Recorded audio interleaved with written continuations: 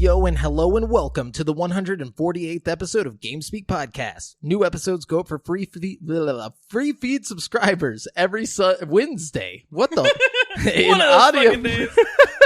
In audio format on Apple Podcasts, Stitcher, Google Play, Spotify, and all of your favorite podcast platforms, as well as in video format on YouTube so you can see us in stunning high definition, where we need you to hit subscribe and click that notification bell. This show is two childhood BFFs bringing you all things video games. You can find us online at createforsanity.com, where you can subscribe to our newsletter to never miss an episode and buy sick t-shirts from our shop.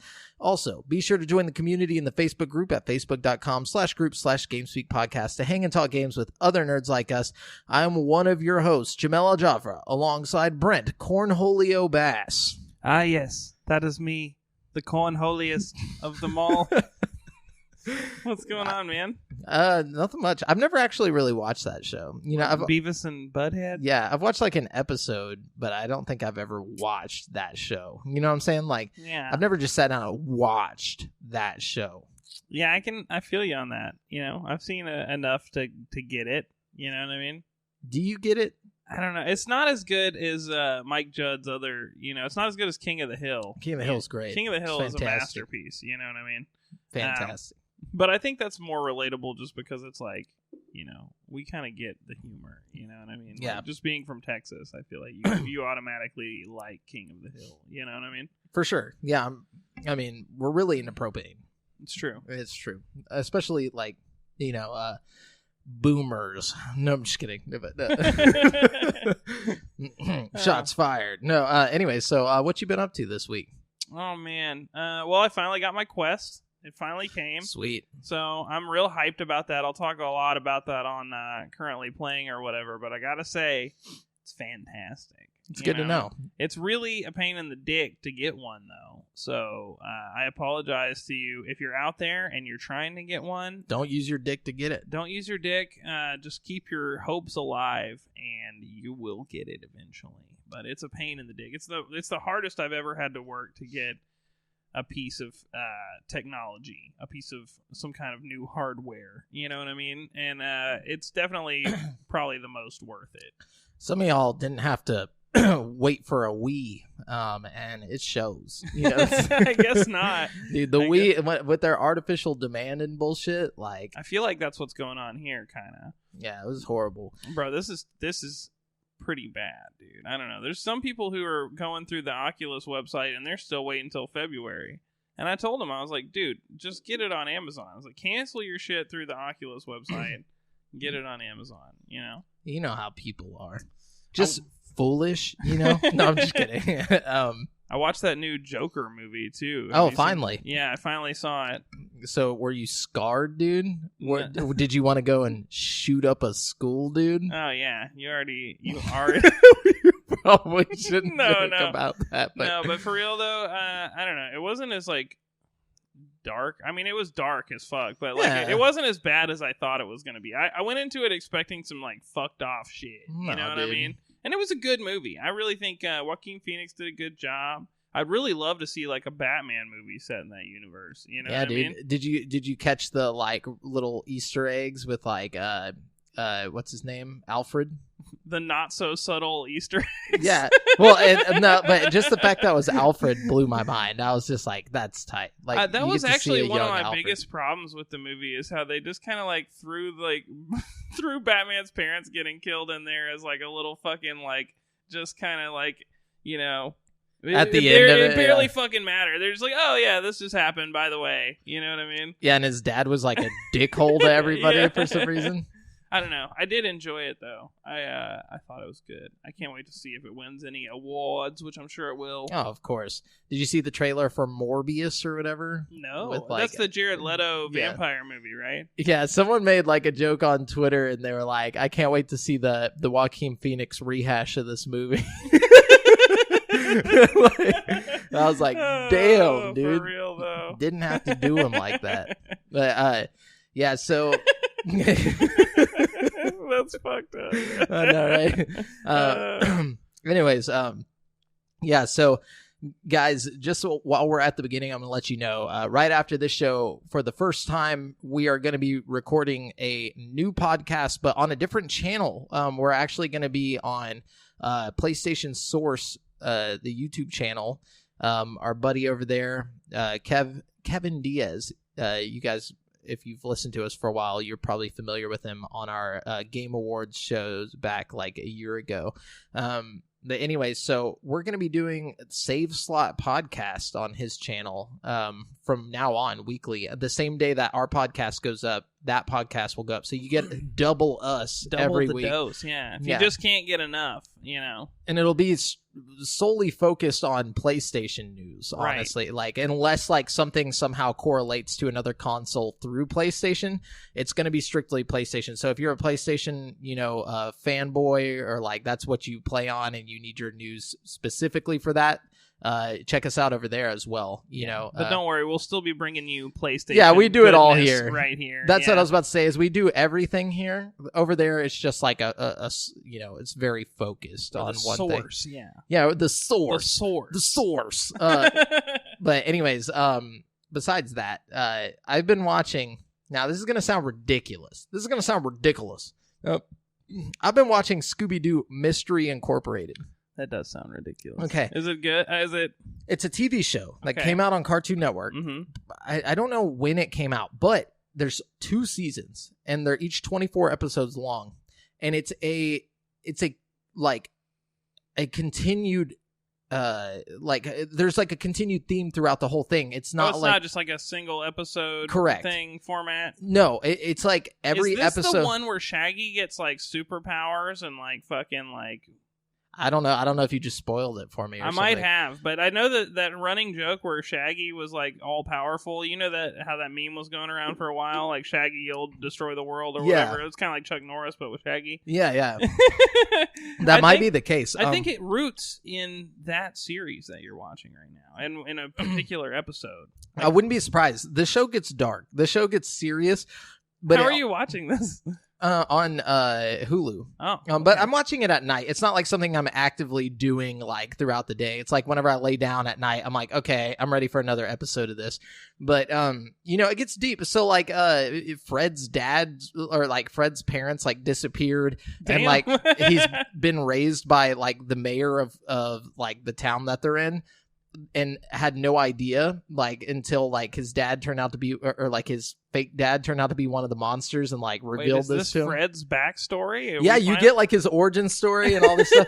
And there's a lot of throwbacks to like the classic monsters and stuff. Like they like make reappearances or like are reimagined, or like you'll see something. They even made a reference to Rorschach from Watchmen and like all this stuff. It's a really cool show. So is this like a reboot of Scooby-Doo entirely, or like a sequel? No, it's like a reboot, but at the same time they make like a bunch of like references to the old show. Like they'll be like the guy was like, yeah, I really need help like writing this book, but it's like it's marketed towards teenagers, and they're like, well, we've been teenagers forever, we can help you, like stuff like that. And it's pretty funny, but at the same time it has like some dark themes, but it's still lighthearted, but I really enjoy it. I love Scooby-Doo, and this is one that I've skipped over just because I was like, oh, that looks weird. Like, the art direction is a lot different from the normal Scooby-Doo. It doesn't look like Scooby-Doo anymore? Or? No, it does. It absolutely does. It just has a different coat of paint to it. But it's a good way. After a while, you get used to it. I'm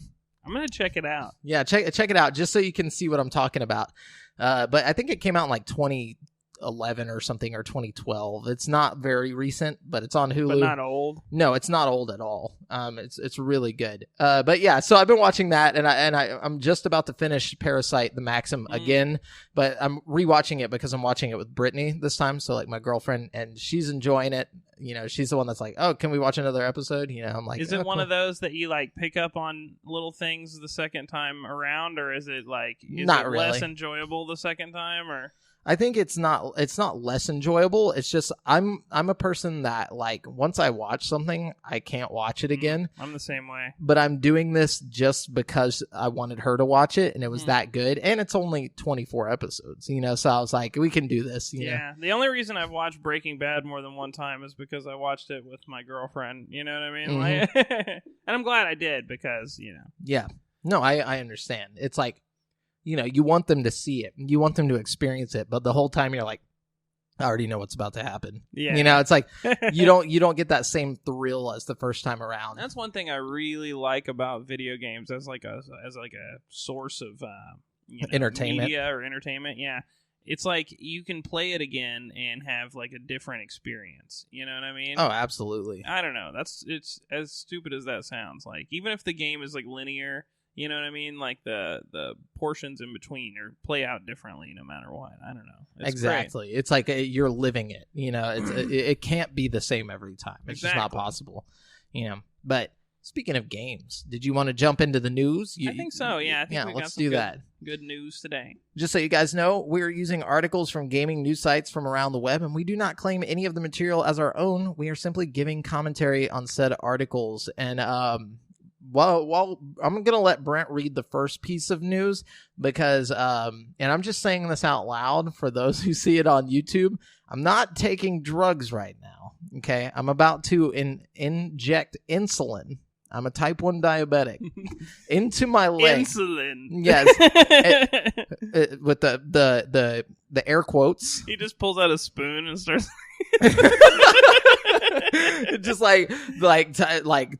tie off my arm. This is insulin. Yeah. You're just like so YouTube, no flagging us because this isn't drugs. This is life supporting medicine. Yeah. I need this to survive. Yeah. So while Jamel does drugs over there, I'll read you the first article. Sony will once again be skipping E3. Boom, I told y'all. Yes, you did tell us. And it's like I hate to be right, but at the same time, I told y'all. I mean, this move just seems unprecedented to me. I mean, you're dropping PS5 confirmed at the end of the year. I mean, don't you think E3, if any time to go to E3, this is the time. You know what I mean? That's just my opinion. Well, that should show you the dying relevance of E3. Like, if they feel comfortable enough to not do it. You know what I'm saying? Yeah, I don't know. I mean, I think E3 is still pretty relevant. You know what I mean? I mean, video games are bigger than ever. Video games are bigger than ever. E3 is not. No, just because Sony doesn't go doesn't mean E3 is not popular. Well, Nintendo hasn't gone for almost 2 years. Yeah, but they still make a showing. I mean, they're still there. No, they're not. They're on the floor. They have booths and stuff. So they have like booths on the floor. They're not like doing a presentation. They don't have a stage presence. Yeah, Sony's just not gonna be there. Mm-hmm. You know what I mean? Like all together. You know what I mean? And I think that's how it's gonna go, man. I really do. I saw somebody post the numbers for last year.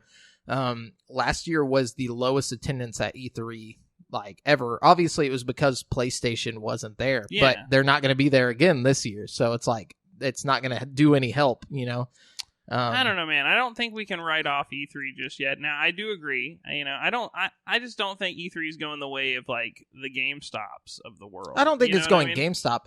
The thing is like they've been having some issues. Like if you've been keeping up with E3 on the back end, like the owners of like E3 and the whole convention are having management issues and trying to figure out what they want to do with it because of all of this. You know who they need in charge over there?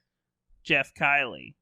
Oh yeah, let him turn it into the E3 awards, bro. You know what I mean? But that's what's happening. I feel like he's doing a good. He's getting good at those Game Awards shows, man. They're getting better and better. This year's was excellent. I feel like way better than last year's. Amazing reveals. Yeah, amazing reveals. I feel like he's coming into his stride as like an event organizer. You know what I mean? We need to get him another event, double up his practice. You know what I mean? Yeah, or just completely scrap E3 and turn the Game Awards into E3. Now, that's not a bad idea, but then...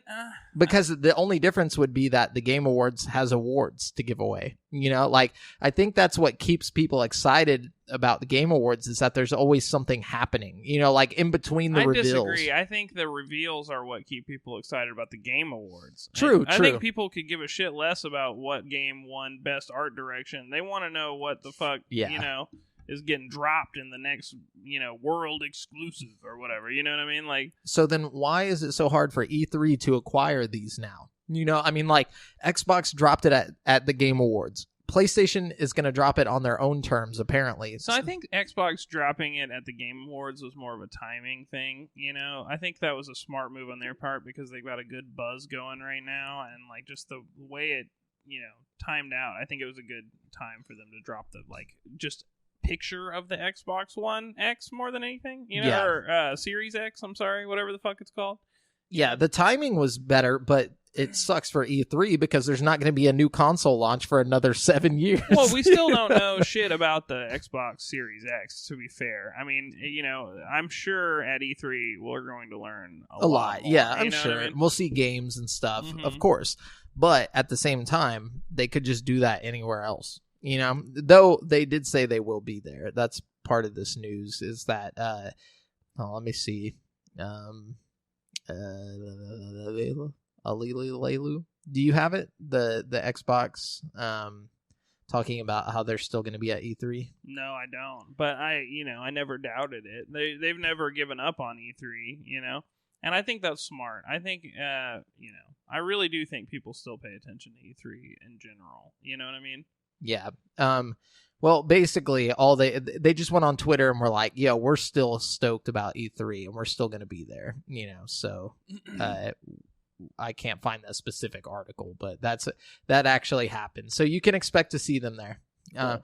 Anyways, this is by way of Steve Watts at GameSpot. He says the Final Fantasy VII Remake for PlayStation 4 has been delayed from its March 3rd release date. A note from producer Yoshinori Katase says the Final Fantasy VII's new release date has been set for April 10th to give the team a little extra time for finishing touches. Quote, "We are making this tough decision in order to give ourselves a few extra weeks to apply final polish to the game and to deliver you with the best possible experience," Katase said in a message from the studio. "I, on behalf of the whole team, want to apologize to everyone, as I know this means waiting for the game just a little bit longer. Thank you for your patience and continued support. The release of long-awaited remake is not actually that of the full game. Final Fantasy VII Remake will be released in episodic fashion, dividing the game up into distinct chunks. This initial one consists of the Midgar portion of the original game only. Recently, the demo for the game was leaked and data mined, leading to spoilers circulating the internet. We even got to see the opening movie, a nostalgic recreation of the original 1997 classic." Spoilers? I mean, we know what happens. I think whenever they say spoilers, they just mean like the visuals and like seeing it. Spoilers, you get out of Midgar. Dude, Midgar, I think people forget how short that part of the game was. Yeah. So I think the spoilers come from all the extra shit that's added to the game because Midgard takes like 4 hours. That's it. That's all Midgard takes in that game. But also, you can see the potential where if you do, give it the Resident Evil 2 treatment, it's gonna be huge. But that's what I'm saying. I think that's what the spoilers are, is the fact that you can't just make a 4-hour, Final Fantasy VII game. So, like, I imagine this is like 20 hours long at the least, Yeah. So and that's 4 hours if you're rushing through it, though. I mean, it took me a long ass time to get through Midgar, but I think that's because I'm a dumbass, and just had a hard time fighting too many houses, dude. Yeah. Fighting too many of those houses. A lot of them. Yeah, but that's what I'm saying though. Is like, like 4 hours is okay. So on average, probably 5 or 6, but that's a whole extra 15 hours added to a game that already exists. So like 20 hours in this one spot that takes like 5 to 6 hours in the original game. That means there's a lot of shit in this game we don't know. Like a lot of shit in this episode that wasn't in the original game. So the spoiler territory could be pretty heavy. I'm thinking they're probably just going to stretch out, like the plot arcs and just the walking. Well, like the part where you like have to dress up like a girl and go to the fucking, Oh, I bet that's not there. I bet that's not even in the game. Dude, it's got to be there. I mean, think about it, dude. Like, if you're going to, like you said, they got like 4 hours of gameplay. They got to stretch into 20 hours. Oh, no. You're going to get as much of the original content as... I'm saying I think they probably changed that situation. You think? Just for 2020. They're not going to just throw that out there. I mean, it's not really offensive. You know what I mean? To you or to me. Or to anybody. To the internet. It means to an end in the game. I don't see why it would offend anybody. It's not like he's like doing it to like, It's always controversial. I'm just saying, on the internet, it's always controversial. You know, like, if it could be in any way misconstrued as controversial, they will probably avoid it. I feel like they're not going to avoid that. Let's make a bet on that. I'll bet $10 on that for sure. I bet you a couple bangs, 2 bangs. I bet you 2 bangs. All right, 2 bangs. That it won't be the original. I bet situation. you 2 bangs that it's not only is it in there, but it's almost like word for word identical. The same. Yeah. Okay, we'll see. All right, move on. Take us to the next level. All right, so the next level, Fallout 76 is due to release its substantial Wastelanders expansion, which adds NPCs and more quests in early 2020. The beleaguered multiplayer game will likely look a bit more like Fallout 4 after this update. If you're a PC player who wants to get an early look and see if Wastelanders is going to improve the experience, you can register your interest to check it out early. You can now register for the Fallout 76 Wastelanders public test server if you own the game on PC. Some folks will be invited into the PTS test, to test the update, but only if they register by 6 p.m. Eastern Time on January 14th. It's not clear when the PTS will go live or how long it'll be available for, but participants will be required to fill out an NDA, so they won't be able to discuss or share their experiences outside of feedback they provide to Bethesda. This means that we likely won't see major impressions of the DLC before it launches. It's trash. No, I'm just kidding. That's what they're afraid of. They don't want people talking about. Well, it's probably, knowing Bethesda, it's probably going to be a buggy mess in the testing phase. Of course. You know what I mean? So I'm assuming that's probably why they don't, Yeah. So it seems to be D-Day, or delay day in my words here. Chris Pariah over at Priera over at GameSpot says the upcoming Marvel's Avengers game has been delayed. Square Enix and Crystal Dynamics have announced. Previously scheduled for launch in May, Avengers release date is now set for September 4th, 2020. Oh Lord. Yeah, the news coincides with the delay of Final Fantasy VII Remake, another much anticipated Square Enix game. In a post written by Scott Amos and Ron Rosenberg, the co-studio heads of Crystal Dynamics, the two described their desire to, quote, deliver the ultimate Avengers gaming experience.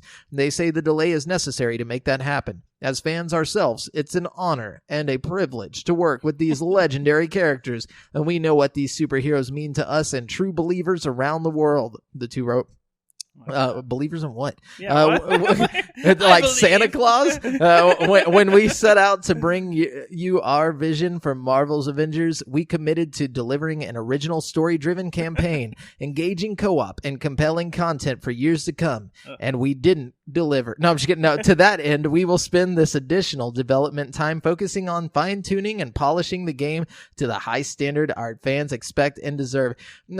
My thing is like, at this point, I wouldn't call that fine-tuning and polishing. You're probably like remaking like half the game. Several months. Yeah, I was about to say, like, it's one thing with the Final Fantasy thing. Okay, that's probably fine-tuning. That's probably a little tweak here, a little thing there. This is like like a half a year. Yeah, like, it's what like the fuck? like 6 months of development. Yeah, we're fine tuning it. You know what I mean? Like, those are just like trigger words for developers when they delay shit. And they're just like fine tuning, polishing, fine tuning. It's like you're giving us a 4-year delay. I feel like they probably realized that the game just wasn't. It was trash. It wasn't good enough. You know what I mean? They probably realized it just needs to be better. Yeah. You know what I mean? I have a feeling that. But then that's again, what it is. when I look at the Avengers game, I kind of got the same feeling I got when I was looking at the early footage of the Star Wars game, which wasn't very hype. But Star Wars, in my opinion, is like the game of the year. You know what I mean? Really? See, I'm getting major Anthem vibes. That's what I'm getting from this. It's like Anthem with a Marvel code on it. I hope not. Maybe they realized, maybe they modeled their game after Anthem before they realized how big of a flop Anthem was. Like, shit. We got to do something about this, guys. We made a bad game. All right, what you got? Okay. Pokemon Go has introduced a new way to evolve Pokemon. Just as in the mainline series, you can now evolve certain Pokemon by trading them to a friend. Also, they've added a bunch of Gen 5 Pokemon, so, if you're into that, go check it out. You can get new Pokemon out of eggs, you can catch new Pokemon, and there are new region exclusives out. So check it out, guys. If you're playing Pokemon Go, it's a good time to jump back in. Word. Let me see. Oh, yeah. So just so y'all know, this isn't the piece of news, but this is like going back to whenever I was talking about Xbox. It says Xbox boss Phil Spencer confirmed that the company will once again attend. In a brief tweet on the matter, Spencer promised that the team at Xbox is working on their E3 showing for the year and that they, quote, look forward to sharing with all who love to play what's ahead for us. So I'm guessing that means we're going to see a lot of games and stuff, hopefully. Cool. This is by way of Adam Bankhurst at IGN. He says, Nintendo has announced that Super Smash Bros. Ultimate game director Masahiro Sakurai will be unveiling and giving an in-depth look at the new DLC fighter on Thursday, January 16th, 2020 at 6 a.m. PT. Nintendo promises roughly 35 minutes of footage for this mysterious new character, which, if Nintendo keeps to its original promise, will be released by February 2020. As for who this character may end up being, Sakurai has previously stated that Super Smash Bros. Will continue to only feature video game characters, even though fans have frequently requested the addition of such others as Goku and Iron Man. Who wanted fucking Iron Man? Yeah, what the fuck? Why would you want Iron Man in Super Smash Bros? I'm sorry, but that doesn't even make sense. Like some dumbass shit. Although Iron Man is technically a video game character, if we want to get real about it, you know what I mean? There's several Iron Man. He means video games. They had to start as a video game. I'm character. just saying, you can't just be like Iron Man's not a video game. But that's why they won't do Goku, because he didn't start as a video game character. Fair enough. I was about to say, I guess there is a Goku video game too. Yeah. There's about to be a whole ass. It's literally Goku the video game. Anyways, what you got? Okay, so I won't go into too much detail, but this is coming out at the end of January, and I just thought it was really cool. These people, the Flu Network modders, have revealed a trailer for their Minecraft School of Witchcraft and Wizardry. Massive recreation of Harry Potter landmarks and locales with activities to match. The gameplay trailer shows familiar locations like Hogwarts Castle, complete with the Great Hall and twisting staircases, blah, blah, blah.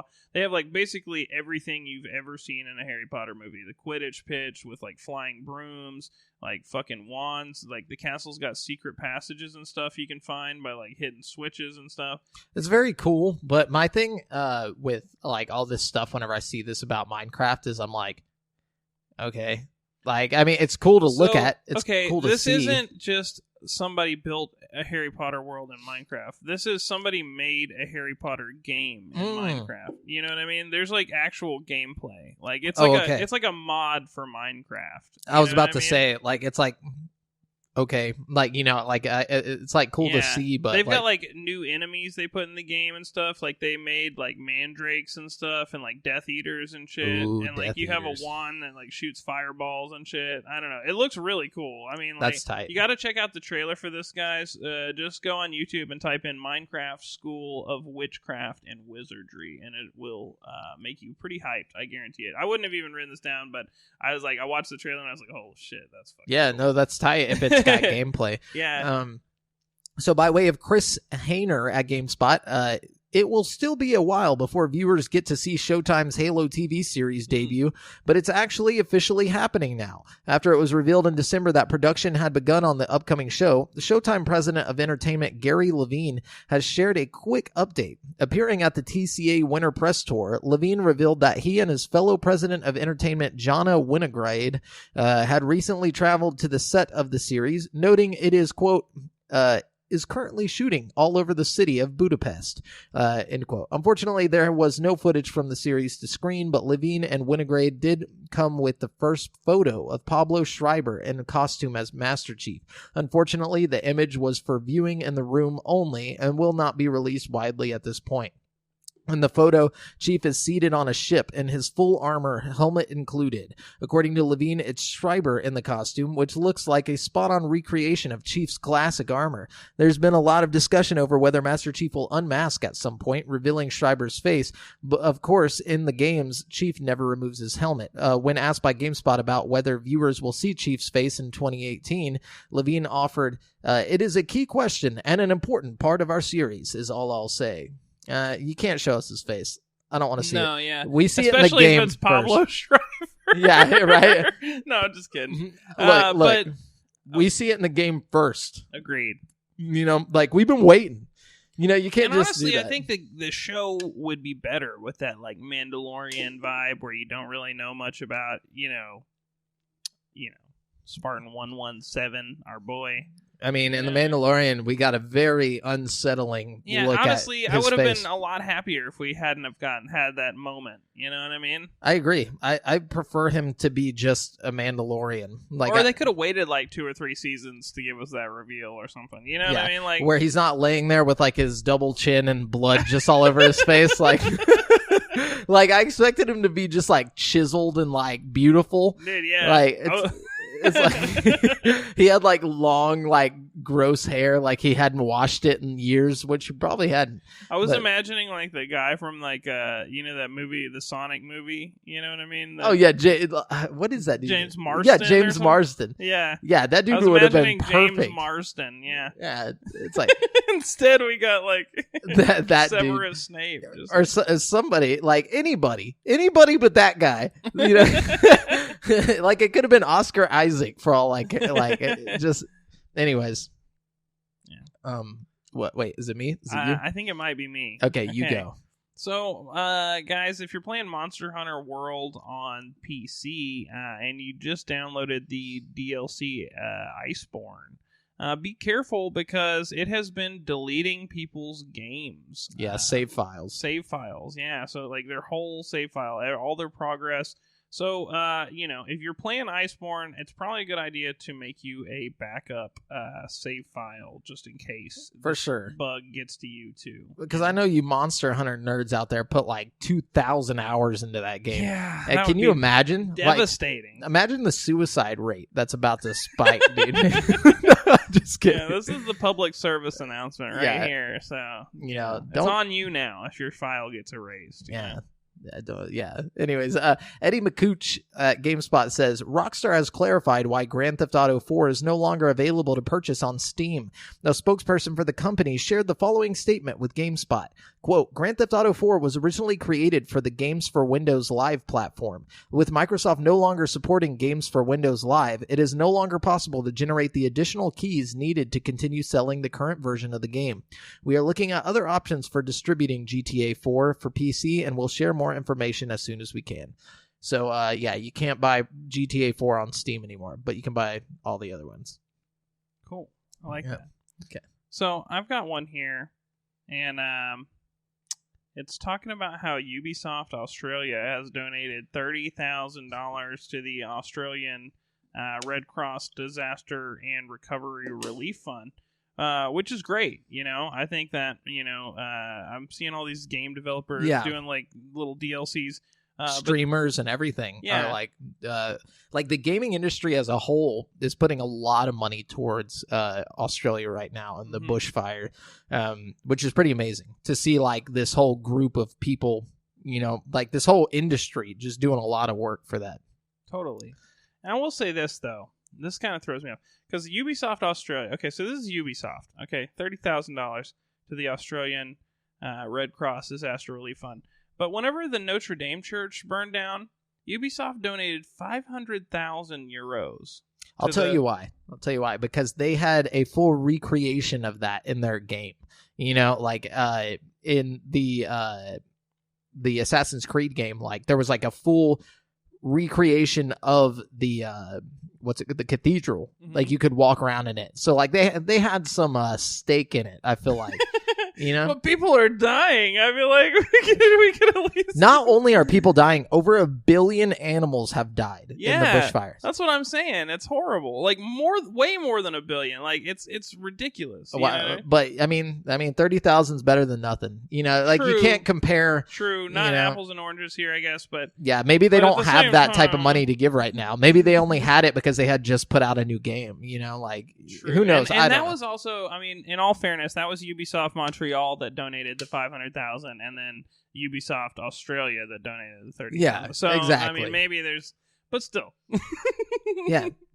Anyways, Steve Watts at GameSpot says Xbox Series X is aiming for a holiday release, and a new console launch usually comes alongside shiny new exclusives that showcase its power. Microsoft has a different plan in mind this time, though, as head of Microsoft Studios Matt Booty says its first-party games will be entirely cross-gen for the first year or two. As our content comes out over the next 2 years, all of our games, sort of like PC, will play up and down that family of devices, Booty told MCV. We want to make sure that if someone invests in Xbox between now and Series X, that they feel that they made a good investment and that we're committed to them with content. So rather than force an upcoming game to be exclusive to the Series X, Booty says Microsoft will keep releasing games for Xbox One and let the upgraded performance on the Series X speak for itself. And that means making sure its flagship game, Halo Infinite, will be ready to showcase the new console at launch. Quote, our approach is to pick 1 or 2 IP that we're going to focus on and make sure that they're there at the launch of the console, taking advantage of all of the features. And for us, that's going to be Halo Infinite, which is a big opportunity. It's the first time in over 15 years that we'll have a Halo title launching in sync with a new console. And that team is definitely going to be doing things to take advantage of Series X. So I see a lot of people in like random Facebook groups and stuff like that, like posting this and being like, oh, Xbox doesn't have any exclusives. And I'm like, that's not true. Yeah. How fucking dumb are you? And how fucking like ignorant are you playing on purpose to push this like, oh, PlayStation is better agenda that you don't have any stake in?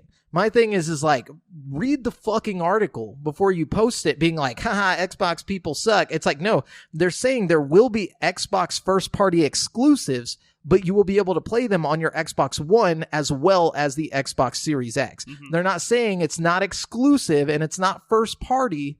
They're saying it's not just coming to Series X. It'll be on PC as well as Xbox One and Xbox Series X. Mm-hmm. So that's it. That's all they're saying. They're saying that they're going to be able to have more people. So imagine whenever Halo comes out and you would only be able to play online multiplayer with people who have an Xbox Series X. Like, that's going to limit how many people you can play with right off the bat, because a lot of people aren't going to jump onto the console day one, you know? Right. So, like, this is going to open up that multiplayer to everybody, you know, who has an Xbox. Well, you know, what comes to mind to me is when the Xbox One dropped and games like Call of Duty Ghosts were, you know, still dropping for both consoles. Yeah. I remember owning Call of Duty Ghosts on 360 and enjoying it, and then going and playing it at a friend's house on their Xbox One and being like, holy shit, this is, I mean, you could feel the power, you could see the difference, you know what I mean? And I think, you know, you're still going to have that. You're still. But that was third party though, you know, like true. But I think, you know, I think the point is, like, if you have the Series X, even you still have incentive to buy the Series X. It's not like, correct, you know, okay, just because it's coming out on the One X, you know, like, okay, I'm just going to keep my One X and never buy a Series X, you know? Yeah. You'll know the difference in the next gen still, I think. You know what I mean? And you'll have 2 years to continue playing current games, you know, like, before you have to jump ship to the Xbox Series X or the PS5, you know? But if you're on PlayStation, which they've announced that they won't have any like that. PlayStation's first-party titles will be exclusive to PS5. So, I will say that this, as an owner of an Xbox One X and a PlayStation 4, you know, looking forward to the future, this does kind of push me towards the PlayStation 5. Yeah, because, you know, if I'm going to be able to keep playing the, like, Halo Infinite anyways, stuff, I might as well get the PS5 if I'm going to buy one either way. You know, I'm going to probably get them both eventually, but let's be real, it'll probably be a year or two between consoles before I can get, afford it, yeah. So... yeah, it is kind of a, and I said this last year whenever you were telling me, like, no, you know, because it was it was like kind of middle last year, you were talking about how Halo Infinite would be on both consoles, and I'm like, that's a bad idea. Like, yeah. I've been saying this is a bad idea because you have the ignorant people that are posting this news now, and projecting these like false ideas to consumers that aren't really in the industry or don't really pay attention to the industry. They just see that title and they're like, oh, well, I'm not getting an Xbox then, because that means that PS5 is going to have all the good shit. Like, it's like, why would they say anything? They should have just let this come out. And like, there's no need to address this. Like, just be like, oh yeah, you can play Halo Infinite on your Xbox. Don't say it's not going to be an exclusive. It's just like, who's their PR? Who is the guy who's like, oh yeah, you should say that. You should just go to the media and say that we're not going to have exclusives for a year or two. Yeah, like, that's a horrible idea. It's like, it's so fucking dumb. I'm sorry, but like, I mean, they should still emphasize that you need to be playing on Xbox, or a Microsoft, brand product. You know what I mean? Like, yeah, and they don't even have to say that. They could have just not said anything. Yeah, true. Like, you're not lying, because there is Xbox One or Xbox exclusives. They're just not exclusive to the newest console. If anything, this is a good thing for people. Like, but they just worded it wrong, and now everybody who's like a fanboy is gonna go out and just like play it like it's this horrible thing. But yeah, anyways. I mean, I think a lot of the PlayStation people right now are kind of grasping at straws because we, as a PlayStation guy myself, I feel like we don't have a lot to look forward to right now. We know there's a PlayStation 5 coming. We know there's a game that they announced for it. But other than that, we've pretty much got like Ghost of Tsushima and Last of Us 2. And we don't even really know when that's happening. You know what I mean? So it's like, You'll see the PS5 this year, obviously, though. Everybody knows that, like because it's coming in the holidays. Yeah. Like they have to announce it soon. Still, it's just not tangible yet. I think that's why everybody's so excited about Xbox right now, is because we've seen what it looks like and we can imagine it sitting in our house. And you know what I mean? I think there's just a lot of factors that go into like seeing something. You know what I mean? Yeah, for sure. Especially if you can use it as a meme. Anyways, what do you got? Okay, so Metacritic dropped a user-voted top games of the decade, so the last 10 years. I thought it was kind of interesting, so I got the top 10 here, and I'll just read them off to you real quick. These are just voted on by people on Metacritic, so, take it with a grain of salt. Number 1 is The Last of Us. Number 2 is The Legend of Zelda Breath of the Wild. Number 3 is The Witcher 3 Wild Hunt. Number 4 is Red Dead Redemption 2. Number 5 is Mass Effect 2. Number 6 is Bloodborne. Number 7 is The Elder Scrolls V Skyrim. Number 8 is God of War. I'm assuming the 2018 God of War because I think the other ones were earlier than 2010. I don't know. Yeah, I think Mass Effect 2 was the first game of this past decade. I believe it. And it's cool that it holds up this long and make it number 5 on the list, you know what I mean? Yeah, for sure. Number 9, Grand Theft Auto 5. I was kind of surprised that's so not low number 1. Yeah. And number 10 is Dark Souls. Wow. So, interesting little list there. Yeah, and those are the best of the decade? Or these are the user-voted top games of the decade. Okay. So nice. So Eddie, by way of Eddie McCooch at GameSpot, the Uncharted movie has been a long time coming. First announced in 2008, the film has gone through a half dozen different directors over the years, and all 6 of the previously announced directors have quit or left the project for a variety of reasons. Now, it appears film studio Sony is closing in on the 7th director for the Uncharted movie. No fucking way. Yeah. I didn't even hear we lost the last one. Yeah, we did. 2 weeks ago, we talked about it. I thought they had a new one. No, they dropped one because remember scheduling issues with Tom Holland playing Spider-Man. That's right. So according to the Hollywood Reporter, Sony is eyeing Venom and Zombieland director Ruben Fleischer to direct the Uncharted movie. The site says Fleischer is Sony's top choice, though no deal has been made yet. In fact, negotiations have not even begun, the site said. Variety also confirmed the news about Fleischer, saying, quote, "The job is his if he wants it," end quote. Sony has officially scheduled Uncharted for release on December 18th, 2020. However, it's expected that the movie will be delayed. Nah, shit. Spider-Man actor Tom Holland is set to star as a young Nathan Drake in the Uncharted movie, which is said to be a prequel to the games. Mark Wahlberg is reportedly set to play Sully.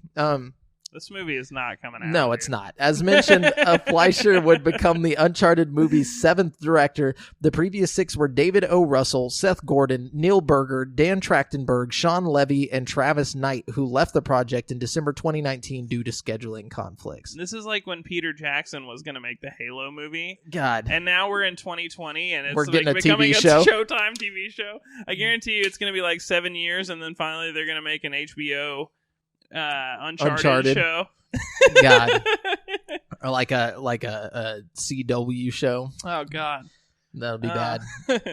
Niantic's Pokemon Go had its best year ever this past year. It made $894 million in microtransactions in 2019, making it the best year since it was released in 2016.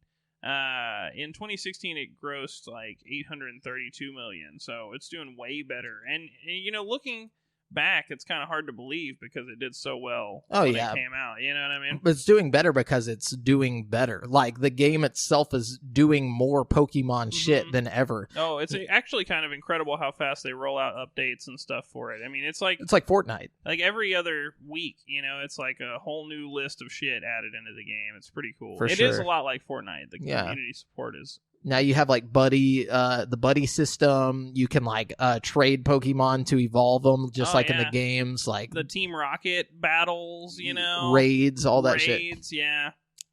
So by way of Kevin Knezovic at GameSpot, Pokemon Sword and Shield are getting paid DLC. During last week's big Pokemon Direct presentation, Nintendo and the Pokemon Company announced an expansion pass for the Switch Pokemon games, which costs $30 and consists of 2 DLC packs that each add new environments, new Pokemon, over 100 clothing items, and much more to the adventure. So we talked about this last week. Right. We even kind of gave a somewhat accurate prediction about this. I guessed clothes. I was right about the clothes. You guessed clothes and you guessed DLC, I'm pretty sure. I did. You mentioned it at least. Well, I said DLC, and I meant it in the way of like clothing and some I said Pokemon. They would add a fuckload of Pokemon in there. So we were both right. If you just take both of our ideas and turn it into one thing. Yeah. But there's a lot more to it. True. Speaking of which is the Isle of Armor, the first expansion, dubbed Isle of Armor, arrives this June and allows players to travel to the eponymous island, which is home to a handful of new and returning Pokemon not found in Galar proper. The theme of this expansion is growth. Among the new Pokemon players can discover here is the new legendary Kubfu, a fighting type bear that can evolve into Urshifu. Urshifu has 2 possible forms, single strike style or rapid strike style. The former is a fighting dark type, while the latter is a fighting water type. Each of Urshifu's forms is also able to Gigantamax. Players will encounter a few never-before-seen characters on the Isle of Armor, as well such as Mustard, a former Pokemon League champion and Leon's mentor. Training under Mustard on the Isle of Armor is a new rival character who will differ depending on which version you're playing. Pokemon Sword players will meet Kiara, a cunning poison-type trainer, while Shield players will face off against Avery, a gentlemanly psychic-type trainer. And then there's the Crown Tundra, which is the second expansion. It will follow sometime this fall. The theme of this expansion is exploration, and it's set in a new Arctic area of the Galar region called the Crown Tundra. This area is likewise home to a variety of new and returning Pokemon, such as the new grass psychic type, Silorex. Like the wild area, the Crown Tundra is dotted with a number of max raid dens, and this time you'll actually be able to enter and explore the dens with other players. Deep inside these dens, you'll have a chance to encounter legendary Pokemon from previous titles, like Mewtwo and Entei and all those Pokemon, and I think you can catch some. But new legendary Pokemon also lurk in these dens, including what appears to be Galarian forms of the legendary birds Articuno, Zapdos, and Moltres. That's fucking cool. Yeah, and then there's the new and old Pokemon. As previously mentioned, each expansion introduces an assortment of new and returning Pokemon to Sword and Shield. You'll only be able to capture these Pokemon either on the Isle of Armor or in the Crown Tundra, but players who haven't purchased the expansion pass can still obtain the monsters through trading. There will also be new regional variants for some familiar Pokemon, such as Galarian Slowpoke, which I already caught him. Unlike a Cantonia Slowpoke, this variant is a pure Psychic type. And then the expansion pass preview and bonus. Following the Pokemon Direct, the Pokemon Company will roll out an update for Sword and Shield that lets players sample the new expansion pass content. After the update goes live, you'll be able to head to Wedgehurst Station and meet Kiara or Avery, depending on which version you own. You'll also be able to catch a Galarian Slowpoke, whether or not you've purchased the expansion pass. If you do pick up the pass, however, you'll get a special bonus, a Pikachu uniform and an Eevee uniform for your trainer. Oh boy. After purchasing an expansion pass, you'll receive a download code for the outfits via email, which you can then enter via mystery gift. Pokemon Home, so like I'm just going to knock out all this Pokemon shit. Yeah, that came from the Direct. Also, Pokemon Home finally has a release window. During this week's Pokemon Direct presentation, Nintendo and the Pokemon Company revealed that the new cloud storage service will launch sometime in February 2020. Pokemon Home was first announced last June, although few details were shared at the time. The Pokemon Bank-like service will be released for Switch and smartphones and allows you to store monsters you've captured in Pokemon Go, Pokemon Let's Go, and Pokemon Sword and Shield to the cloud. You can also transfer Pokemon from Bank to on 3DS to Home and then import them into Sword and Shield, provided the Pokemon appear in the Galar Pokédex. That includes the old returning Pokemon who are being added to the games as part of the upcoming expansion pass. My question is, can I transfer my Pokemon from Pokemon Go through that into my Sword and Shield game? Yeah, that's what it just said. Well, I know they said you can put them into the cloud, but can I take them from the cloud and put them onto my Sword and Shield? That's the whole point. Oh, okay. Yeah. This is how you can take Pokemon from Pokemon Go from the 3DS games and all that shit. And as long as they're in the Pokedex, like in the Galar region or in the Tundra and everything, then yeah, you can. I'm about to be rolling in shinies. Oh, shit, dude. In legendaries and shit. Holy shit. I got shiny legendaries, too. Oh, my God. That's fucking crazy. But most of today's Pokemon-focused Nintendo Direct centered on updates, because it's centered on that, there wasn't too much attention put towards this, but Nintendo and the Pokemon Company packed an extra little surprise, though, with a remake of a fan favorite, Pokemon Mystery Dungeon Rescue Team DX, coming March 6th, which we also kind of guessed that there might be like an offshoot Pokemon game. We did. Yeah. We guessed it all. It was kind of crazy. Rescue Team DX combines the 2006 games Red Rescue Team and Blue Rescue Team, originally released for the Game Boy and Nintendo DS. It has gotten enhanced visuals and a new art style for the re-release, and it's coming on March 6th. A demo version is now available, and that save data can transfer to the full game. Rescue Team DX pre-orders are also live. Like the other Mystery Dungeon games, the Rescue Team games were roguelikes, letting you explore dungeons and find loot with a single life. Each had some exclusive Pokemon to their version, but Rescue Team DX combines the two. I never tried any of those. Are they any good? I downloaded the demo, but I've been so busy with other stuff, I haven't tried it. I'd never played any of them just because I was like, this isn't Pokemon. You know, like, I don't want to be a Pokemon. Like, I want to catch Pokemon. They seem to be pretty, like, highly regarded, though. I mean, everybody seems to like them, Oh, I don't doubt it. I'm not saying it's a bad game. I'm just saying why I never played it. Yeah, same here. Like, I saw that, and I'm like, I'm not going to spend $39.99 on a game that's not Pokemon, know, like, or that you play as a Pokemon. Yeah. But, I mean, I'll check out the demo. It might be good. Anyways, what you got? Okay, so Microsoft has announced another slate of Xbox Game Pass coming to PC and console versions. Shit. What? No, I'm excited. Oh, hell yeah, dude. They keep them coming. I think a lot of these are already on there, actually. The lineup includes 2 more Xbox One games, 1 PC game, and 1 cross-platform. As usual, Xbox Ultimate, blah, blah, blah. On console, subscribers can get Frostpunk and Sword Art Online Fatal Bullet on January 9th. They're there, yeah. And then Tekken 7 on January 16th, which I think is also there now. No. Is it the 16th No, tomorrow. Okay, that's coming up. Or the day after tomorrow. Coming up quick.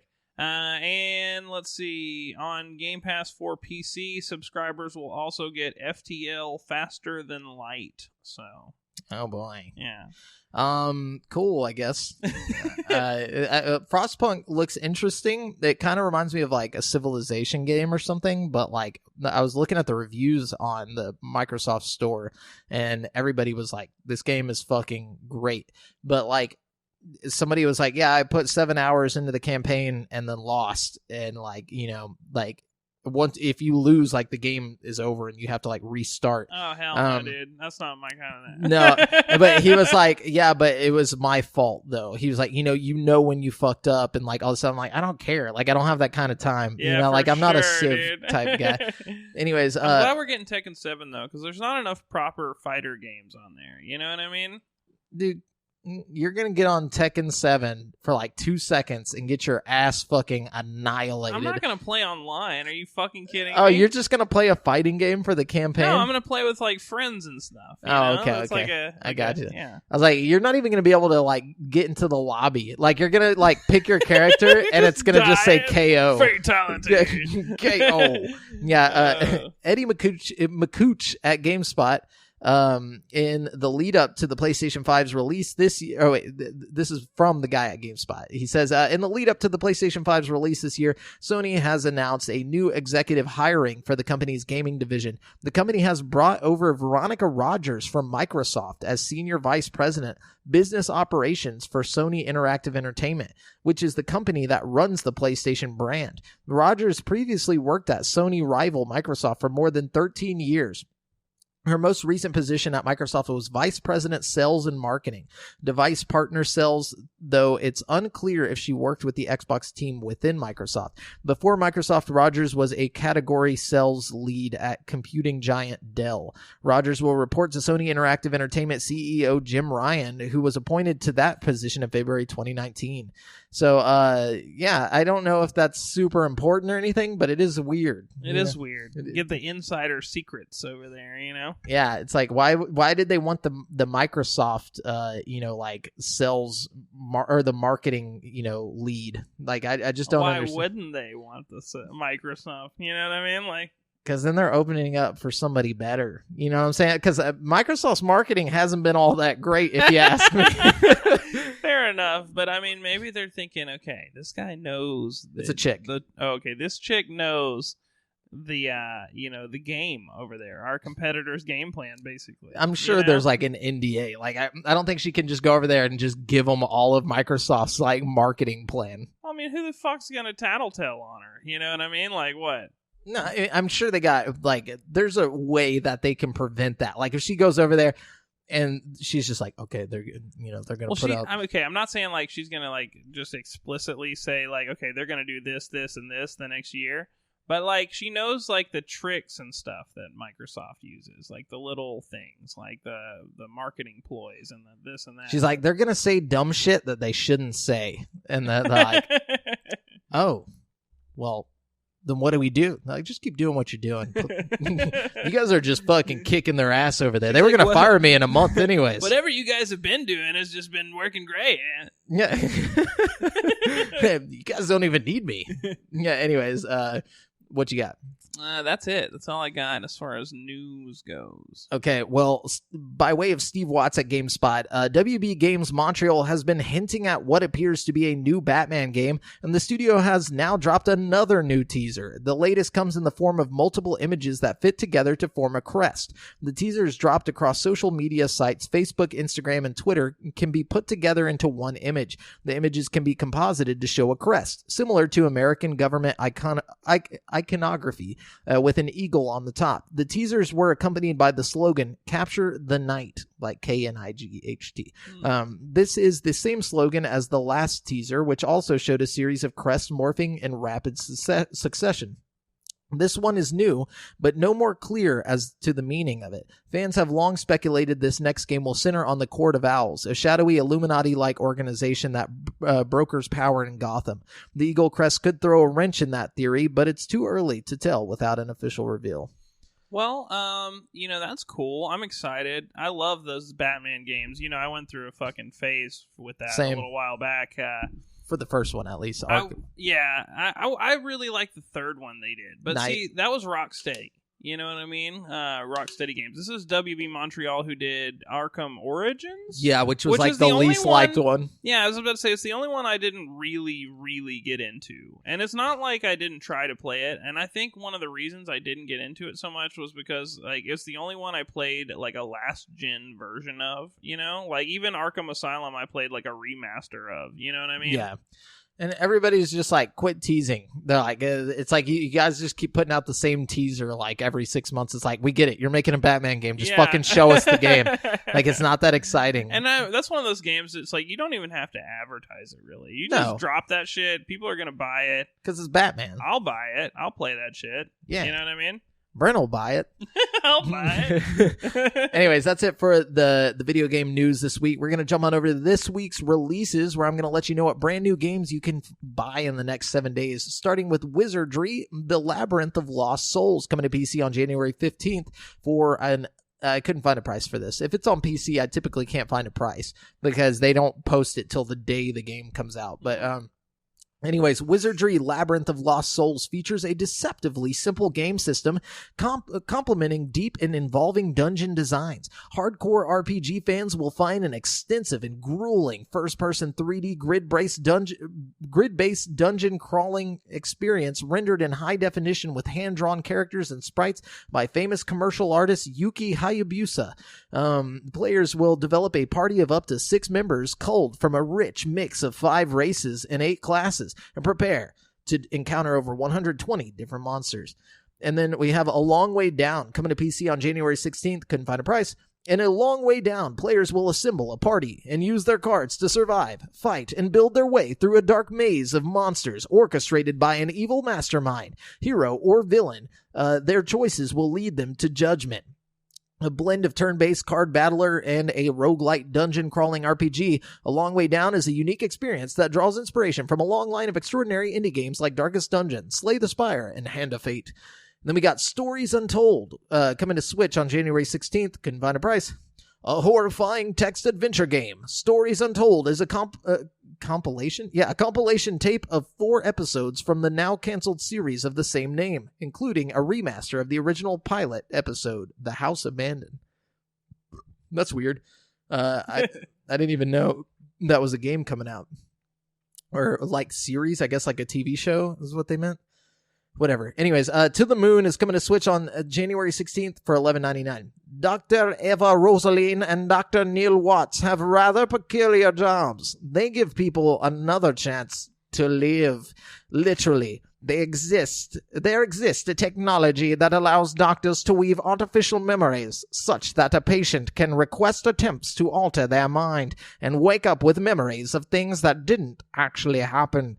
However, since these new memories are permanent, the conflict between them and the existing authentic memories clash in such a way that it ceases the person's ability to properly function. Thus, the operation is only done to people on their deathbeds to fulfill what they wish they had done with their lives, but didn't. Anyways, it's an RPG. Okay. And then we got Lena's Inception coming to PC on January 17th for around $5. The Kingdom of, and it doesn't say the name, it just shows a bunch of weird wingdings and codes, is glitching. The evil chairman of the Bankers Guild has captured the prince, opening the way for destruction at the hands of the archangels. With the hero eliminated and the world horribly unraveling, reluctant tutor Lena must step up to save the kingdom. But it won't be easy. All she has to guide her in this is the voice of the deceased elder, and he seems to know more than he's letting on. Explore a dungeon island filled with dungeons.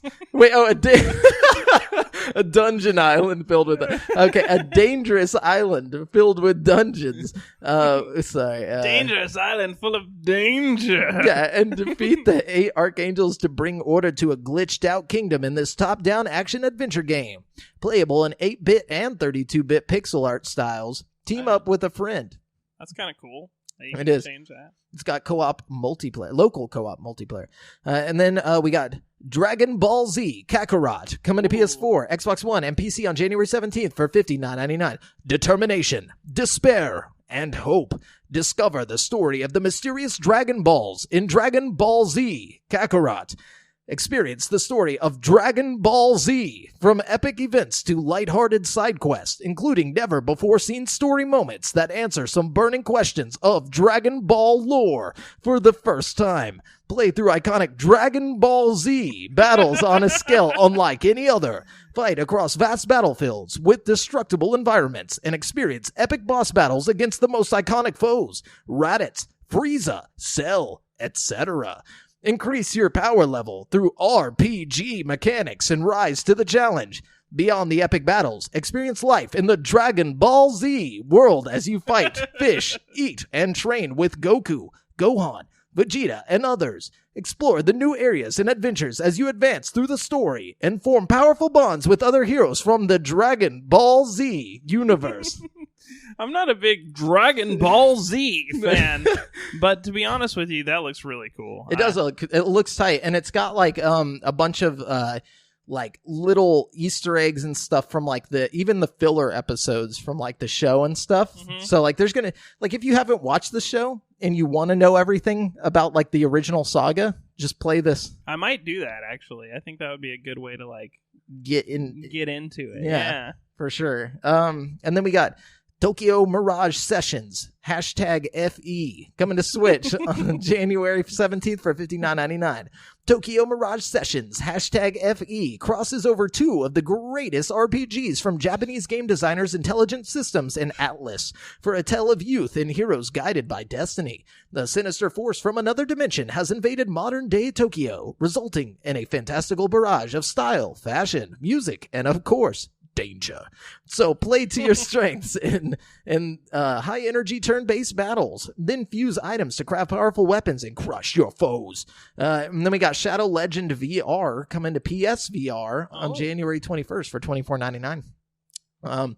Shadow Legend is an action-adventure game exclusively designed for virtual reality where you play as the Grand Master of the Knights Templar in a story-driven medieval crusade at a time when the gods of your realm are at war. Speak with characters and barter with merchants using your own voice. Explore the world to find its hidden treasure. Choose from swords, bows, and axes, and magic weapons to defeat skilled enemies and epic bosses, and immerse yourself into the diverse set of interactions the game offers, such as playing fetch with your dog, feeding carrots to your horse, cooking steaks by the campfire, smelting iron bars in the furnace, using a hammer on the anvil to fix your sword, or physically spinning the grinding wheel to sharpen it, and much more. Shadow Legend, only in VR could those be game mechanics. Shadow Legend is filled with things to do, discover, and interact with, creating a near lifelike experience for you to immerse yourself in that's only made possible in virtual reality. That sounds cool, but I'm so spoiled with my Quest now. That's like you ain't going back to PSVR. I don't know if I can. Like, anyways, tell me you don't want to. No, don't get me wrong. Spin some wheels, bro. I'm definitely keeping the PSVR just just in case. You don't want to feed a horse a carrot? I want to do all of those things. I just don't want to lose tracking while I'm doing it. You know what I mean? Yeah, I like the idea of being able to talk to barter. Like, you just, like, talk to the merchants. You know, that is really cool. And it's not the first game I've seen use the PlayStation's microphone as, like, a game mechanic. Like, I know that, like, there's one game I played where, like, you like put a vape in your mouth, and if you like, it'll hear you like inhaling. And like, I did that. I played that. Blow it out and stuff. It's kind of cool. It's pretty neat. And then we got Sikio Shooting Stars Alpha coming to Switch on January 21st for $39.99. Sikio Shooting Stars Alpha brings gamers a variety of finger blistering shoot. I thought it said finger blasting. Finger blistering shoot 'em up classics. Ravage your enemies with awesome firepower in the Strikers series, including Strikers 1945, Strikers 1945 2, and Strikers 1945 3. Set your foes ablaze in the fantasy action of Dragon Blaze. Unlike the unique targeting system of Zero Gunner 2, and choose your own. Utilize the unique targeting system of Zero Gunner 2 and choose your own adventure in Soul Divide. You can even customize your gameplay experience with horizontal and vertical modes. And then we got the Sims 4 Tiny Living Stuff Pack coming on January 21st for around $10. Engage in the tiny living trend with the Sims 4 Tiny Living Stuff Pack. Tiny living, it's a movement. It's ecological, less expensive, and infinitely cozier than living large. And then it's time for your Sims to celebrate this lifestyle in style. Challenge yourself to build a greatly reduced footprint of 100 tiles with a tiny home residential lot to receive special bonuses for your Sims. In addition to friendlier bills, smaller spaces are good for encouraging relationships to bloom, and you'll have plenty of leftover yard space for a garden. Compete with your friends to build a cuter, smaller home for the ultimate bragging rights. Isn't like the whole point of The Sims to like build your dream home? Like, It's like, what the fuck? I'll do the fake ecological fucking world a favor by fucking reducing my fake ecological footprint. Like, limit yourself. In The Sims 4, no. Spend less money. It's like, no, have less room. It's like against the whole point of The Sims. Sell your car and walk to work. Moons of Madness is coming to Xbox One and PS4 on January 21st for $29.99. Moons of Madness is a Lovecraft-inspired first-person psychological horror game that explores the internal struggles of astronaut Shane Newhart and the supernatural events that occur on Research Station Trailblazer Alpha, the first scientific outpost on the planet Mars. The game aims to provide an intense narrative-driven psychological horror experience. Players will explore a realistic interpretation of the Red Planet as they uncover the mystery surrounding Shane's past and learn the secrets behind the sinister moons of madness. Yeah, you get the point. I feel like saying your game is inspired by Lovecraft is like the least exciting thing to me. Like, yeah, I just picture a bunch of tentacles. Yeah. It's like, okay, cool. So, what's so scary about tentacles? Like, why does everybody jump straight to Cthulhu whenever it comes to Lovecraft? Like, I've read some of Lovecraft stories and they're pretty good, but the Cthulhu story was the least intriguing to me. Like, I was just like, I just think of Davy Jones. Like, it doesn't creep me out very much. Yeah. Anyways, there. Then we got Tim Tim coming to PC on January 21st. Couldn't find a price. Tim Tim is a massively multiplayer. Oh, this is that game that's like a ripoff of Pokemon, but it's a MMO. So Tim Tim is a massively multiplayer creature collection adventure. Seek adventure at the lovely airborne archipelago along your Tim Tim squad. Catch every Tim Tim, battle other trainers, customize your house, join a friend's adventure, or explore the online living world. Every kid dreams about becoming a Tim Tim trainer or tamer.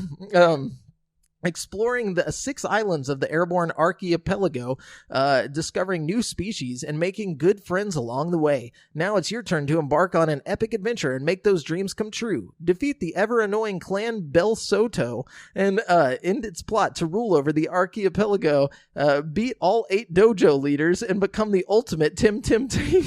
Oh my god, dude. I'm so excited for that. Gotta beat the ultimate 4 at the end. Don't forget. Yeah, the ultimate 5, the elite 5, the super 5, dude. Yeah, like apparently, I think they were like almost sued or whatever. But it looks tight. It looks like Breath of the Wild type like graphics, but it's like Pokemon type gameplay. I'll fucks with it. Yeah, big MMO. Anyways, what's it coming to again? PC. Okay. Anyways, that's it for this week's releases. We're gonna jump on over to currently playing. Yes, currently playing. How you want to do this? You want me to do this? You want to go? Go ahead. I've got a lot to talk about. Okay, so I've been playing Pokemon Shield. I'm now about to face Leon. Oh shit! Yeah, so I'm at the end of the game. I'm like grinding so I can go kick Leon's ass. Like I looked up like the levels of his Pokemon and I was off by like 4 levels. So I was like, all right, I'm just gonna go and like camp and like fight some Pokemon out in the wild, and so that's what I'm doing right now. I'm not gonna lie. I feel like I kind of cheated. I did a bunch of raids and got those candies from the raids and like fucking leveled up all my shit with those candies. I have a bunch of candies. You need to use them, dude. The experience candies, the small, medium, large experience candies or whatever.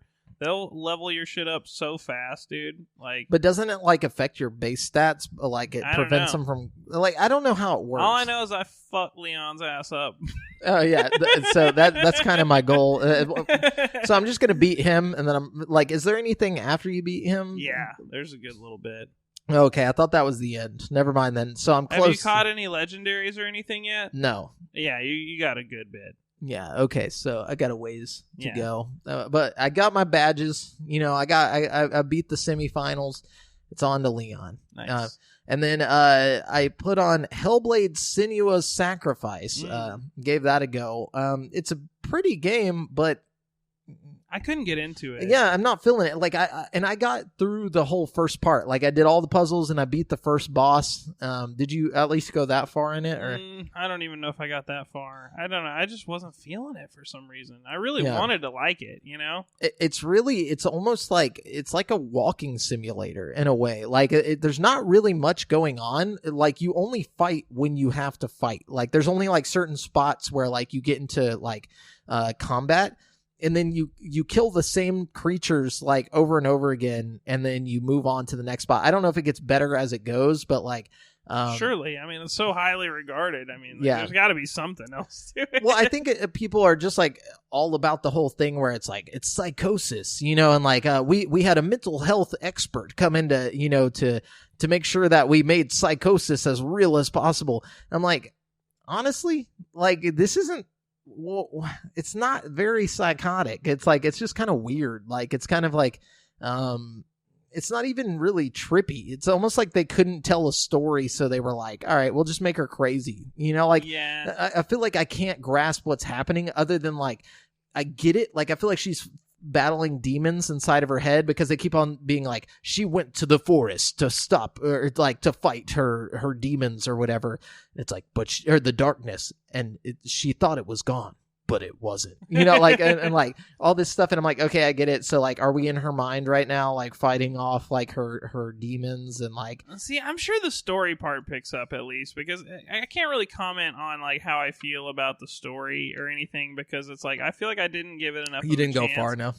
But that's mainly just because you got to pull me in all regards. You know what I mean? Yeah. I'm at this point in my life where it's like if it's not really good, I just don't finish not about it. You know what I mean? I'm probably gonna finish it just to see where it gets better, or at least go another couple hours in. Yeah. Because like I just finished the first boss and like it might grab you, you know. It took me a while to get into The Witcher, but once I was into The Witcher, I was like really into The Witcher. You know, under its spell. Pretty much. Anyways, yeah. So that's what I've been playing. What about you, Brent? Okay, so I got Control. I traded in a bunch of my old games, and I got Control, and I was playing that for a little bit, and I was actually having a lot of fun with it. But then my Oculus Quest came in the mail, and nothing else mattered. I have like rediscovered my love for like fucking not only virtual reality but like video games in general. Damn, like that good? It is that good. Like I was one of the biggest skeptics when we first started talking about the Quest. You know, I didn't think it would be able to hold its own. You know, I didn't think it would put out good experiences being like a standalone device. But it's fantastic. I mean, it's fucking really good. Like, I'm having so much fun with it. You can, like, make a big play area on the floor and, like, run around your room like a fucking idiot. Like, it's so much fun, dude. So I got, I've been playing a lot of the, like, free stuff on it. Like, it had a bunch of demos, like, loaded onto it when you boot it up. You know what I mean? So I played Creed, which is interesting because I actually have Creed on PlayStation. It's like one of my favorite games on PlayStation. But something about the version on the Quest just kind of sucks. Like, it's weird. Yeah, I don't understand. Like, it's not a very good port. That being said, I played Beat Saber on the Quest, and it's like way better than it is on the PlayStation. So it's like, I think that Survios just did kind of a half-assed job on the Creed port. You know what I mean? Damn. Which is weird because I really like Survios. Yeah. But, what can you do? And then I tried a game called Journey of the Gods, which is basically like a Zelda game in VR, and you have like your little sword and your bow, and you like go through this world and you fight like big bosses and stuff. It's fucking cool. And let's see, I played this game called Bait, which is like a free game where you like fish in this pond. It's kind of fun. It's got pretty graphics. I played this game called Red Matter. Okay, so this is one of the games I bought. I bought a few games with it. And it's like a puzzle game where you're on a space station. The graphics are really good, but I'm really stuck at this one spot I'm in, so I'm going to have to go back to that at some point. I played Vader Immortal Episode 1. So, okay, my Oculus Quest came with all 3 chapters of Vader Immortal. And I gotta say, dude, Vader Immortal Episode 1 is, like, probably one of the dopest VR experiences I've ever had. Like, it's fucking really, really cool. Like, oh, man. My only complaint is, like, the combat was a little stale. Like, it was cool at first, but then you end up fighting the same robots over and over again, like the same droids, you know what I mean? But, like, that's lame. I mean, it was cool. It just, like, there was only a few little combat segments in the first episode anyways, you know what I mean? And, like, there's a segment at the end where you're, like, fighting off a whole bunch of the droids, and I feel like they drag it out a little too long. Like, you have to kill too many of them in a row, and you start realizing, okay, I'm just doing the same, like, most effective attack pattern on these things, you know what I mean? Yeah, for sure. It's like, I think they could have added a little more variety, and then there were a few, like, glitches I encountered, but overall, it was, like, the dopest fucking VR experience. Like, they had a lot of it was, like, story in this first one. I think the next couple are going to be more, like, combat-oriented and stuff, you know? But, like, a lot of it is, like, you're following your little droid friend around and, like, you climbing up ladders behind him and, like, climbing up pipes trying to get into this base and, like, you're, like, sneaking around with, like, Vader over here and, like, you got a lightsaber and you're, like, deflecting bullets and shit. It's so fucking cool, dude. Like, it's tight. It's really, really fun. And the graphics are fucking amazing for, like, a Quest, you know? You don't expect it to look so good because, you know, I mean, I've just had the bar set a little lower in my mind for what the graphics would be like on some of these Quest games, you know? But it's like, I mean, it's going to be better than the PSVR, you know, like, I feel like the power's better, right? Well, no. It doesn't have as much power, like, as far as, like, you know, computing power, you know what I mean? Like, the textures and stuff are a little less, like, you know, there's not as many blades of grass on the ground and shit, but everything's sharper. So, like, the PlayStation has a way lower resolution screen. The Oculus Quest actually has the same resolution as the Valve Index, which is kind of crazy. That's that, like, $1,000 one. You know what I mean? Oh, wow. But it's, like, a way lower, you know, refresh rate and some other things. But, like, I honestly think the resolution makes the biggest difference out of anything. Because, like, you might have, like, slightly less, you know, beautiful textures or whatever on the Quest, but you know how, like, everything's a little blurry on the PSVR? Yeah. It's not as blurry. Like, everything is just way crispier in the fucking Quest, which makes so much of a difference when it comes to, like, getting immersed in the world. You know what I mean? I like that. And Oculus Quest, yeah, way crispier. It's way crispier. And then I played Thrill of the Fight, which was only $10, and I gotta say, Thrill of the Fight. It's basically the Creed game, only your character doesn't, like, have a stamina thing, which is kind of stupid because, you know, it's really your hands, so, like, you shouldn't have any kind of, like, stamina restrictions, you know, other than, like, what your body can put out. And, like, it's so much fucking fun. You break a sweat really fast. You're fighting these, like, you know, virtual guys. And, like, it's cool because, like, with PlayStation, you're just standing there in one spot. With this one, you can, like, kind of step over to the side of him and punch him in the fucking side of the head. You know what I mean? You can get behind him and start punching him in the ribs if you wanted to. I mean, if you're fast enough, you'd probably turn around faster than you can get behind him. But, like, I like that. It's amazing, dude. I mean, it's so much cooler. And, like, one thing I noticed is, like, when you break a sweat while you're playing PlayStation, like, and a lot of people buy VR headsets to work out. So this is one of those things to definitely consider if you're going to work out with it. Like, I'll break a sweat playing PlayStation, and, like, I'm so closed off in the headset that, like, I fog up the headset really fast. Damn, that you sucks. know what I mean? Well, yeah. But this headset, I've noticed, has, like, a tiny little hole right here, which at first you're like, okay, the light leak, but then it doesn't bother you. But, like, it lets a little airflow in there or something, and, like, it doesn't fog up nearly as fast. Like, I was sweating for a lot longer, a lot harder on the Quest, and, like, it didn't fuck up my game as much. You know what I mean? Yeah, for sure. So that was cool. And then I tried a few, like, other free experiences. I tried this Mission ISS, which is basically, like, you're just floating around the International Space Station, and you can, like, grab the walls and, like, pull yourself through the space station and, like, look at it. You know what I mean? That's cool. It's really neat. It's, like, an interactive thing. And then I did another similar thing where it's, like, Anne Frank's house, where you basically... The fuck? I know. But you go through this virtual recreation of Anne Frank's little place she was hiding before she got taken to Auschwitz. And, like, you go, like, room for room, and it reads you, like, passages of, like, the Anne Frank's diary or whatever. it's super, super interesting, and fucking, like, you get a lot more of a sense of, like, what she really went through and shit, just because you can, like, see her, like, surroundings and stuff when she was writing all this, you know what I mean? It's really cool, and I think it's a neat learning tool that should be, like, implemented in, like, schools and stuff, you know what I mean? Do you get to sign the little thing that says you were there, and you can put, like, she would have been a believer? No. Okay. She would have been a believer. He actually did that. That was a real thing that Justin Bieber did. God. And we all just forgot about. He went to Anne Frank's house. She would have been a believer.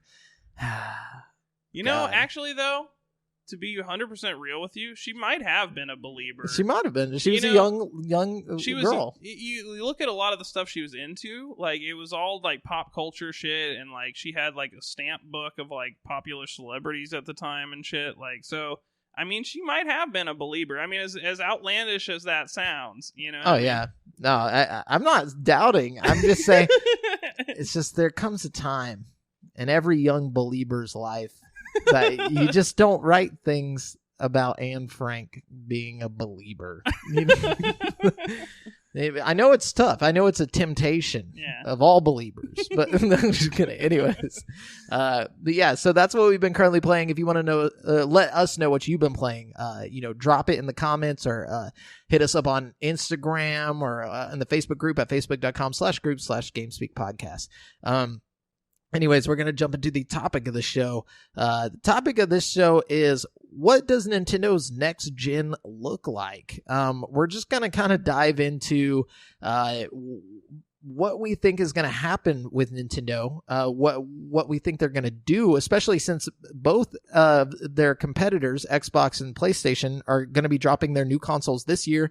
And as you know, Switch dropped less than 3 years ago, about 3 years ago. So there's no way they can just, well, we don't know that, but I'm going to read you this article just to kind of give some like background into what we're getting into.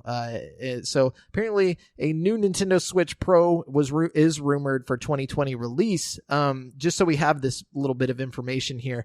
Rumors are circulating around a possible Nintendo Switch Pro to be released mid-2020. DigiTimes reports that a model of the Nintendo Switch Pro has been approved, and Nintendo will begin production on the new console at the end of 2020's first business quarter. This is backed by a Wall Street Journal report indicating that the release of the new Nintendo Switch Pro console would be key to sustaining Nintendo's sales momentum. Adding to the speculation, Serkan Toto, CEO of Nintendo competitor Canton Games, who predicted the Nintendo Switch Lite release in 2019, said in an interview with GameIndustry.biz that he has absolutely no doubt that Nintendo will release a Switch Pro in 2020. His guess for the new console also includes a $399 price point, 4K graphics support, and a holiday release date around the same time as the PS5 and the Xbox Series X. So just he also specifically said he predicts bigger cartridges for the... Which makes no fucking sense to me. No. Because their biggest cartridges... They've only done like 2 big cartridges, and wasn't it like Breath of the Wild, and even that didn't use like a crazy amount of space. Like it was just, there's no sense in like they're not using the full capacity of cartridges as it is. Mm-hmm. Why would they need to make bigger cartridges? Because I think he's implying that we're gonna get like bigger games. You know what I mean? Like, what's bigger than Breath of the Wild? Breath of the Wild in 4K. That's true. I guess like I just don't see it being a thing. Like out of everything he said, that's the thing I'm most skeptical about. Like, why would you, if you make bigger cartridges, then it kind of blocks off people from playing. I guess, I don't know. We'll see. So my thing is like, I'm wondering how big we're talking, because it's are like we gonna N64? Is this gonna be like a new 3DS situation where we just can't play fucking new games anymore on our old Switch? Are we gonna get like the new Switch that like can play the 4K games and shit and the old school stuff, but the old one can't play the new stuff? You know what I mean? Is this where we're headed? That's what I'm thinking. But at that point, it's technically a new console. The fucking face to everybody that bought a Switch. Exactly. That's what I'm saying. At that point, it's a Switch 2. It's no longer a Switch upgrade. It would just be, there's no way they can do that. They can't be like, okay, this console has exclusive games that you can only get on this console. Like, yeah. But the problem is they might have That's to. the problem. Yeah. You know what I mean? They have done this exact thing we're talking about, and it worked. You know what I mean? But if the new Nintendo 3DS failed like miserably. Like if you go look at the sales numbers, it was not good, and they only made 2 games for it. It was like around for a long ass time. Like that's because there was nothing after it. The Switch came after it. The Switch was the next direct console after the new 3DS. Yeah, but when okay, look, let's just say the 3DS then. Okay, fuck the new 3DS. Yeah, fuck the new 3DS. Okay, the 3DS is a prime example of this too. You know what I mean? It's basically the DS, but like we're just completely scrapping all the old technology. You know what I mean? But that was after like 7 years. True. It wasn't just like 3 years into a console cycle, and they were like, you know what, fuck everything. The new 3DS is the most comparable thing to this, and the new 3DS was a flop. They literally only made 2 games for it. That's it. That's all they ever made for the new 3DS, like specifically for it, or exclusives. I didn't know that. I thought there was more. But still, you know, it's not past them to do it. You know what I mean? I don't see them doing it, but I wouldn't be surprised if this came true. You know what I mean? Me either. But the thing is the Switch has been like the best-selling console this year. Like out of all the consoles, it was the best-selling console this year. Yeah, I think if they're smart, they'll let the hype die down a little and then release something. Mm-hmm. Because I mean, like, you have to think about it. They're not doing bad. The Switch is doing fine. It's doing great. They don't have to put out something. Especially with the Switch Lite just came out and everybody's buying those. I've seen lots. I work at a restaurant and like I see a lot of kids coming in there, sitting there with their Switch Lite. You know what I mean? Like I don't know. It's doing well, you know, but my thing is like, okay, so if they're going to do, the only reason I could see them putting out a brand new console that's going to be like exclusive games for that console and forget all about the current Switch is for the third party support. Because at this point right now, some games can be ported to the Switch by third-party, developers. Like The Witcher 3 is a fucking miracle. It's insane that you can run that on a Switch. It really is. And that game came out so long ago. Yeah. Like at this point, like if, when a PS5 game comes out or an Xbox One or Xbox Series X game comes out, it's not going to happen. Yeah. No, it's just you're not going to have any Wolfenstein 2s fucking lurking around. You know what I mean? Like, which is another game that was incredibly impressive. They got ported onto the Switch, if you ask me. But see, this is what I'm thinking.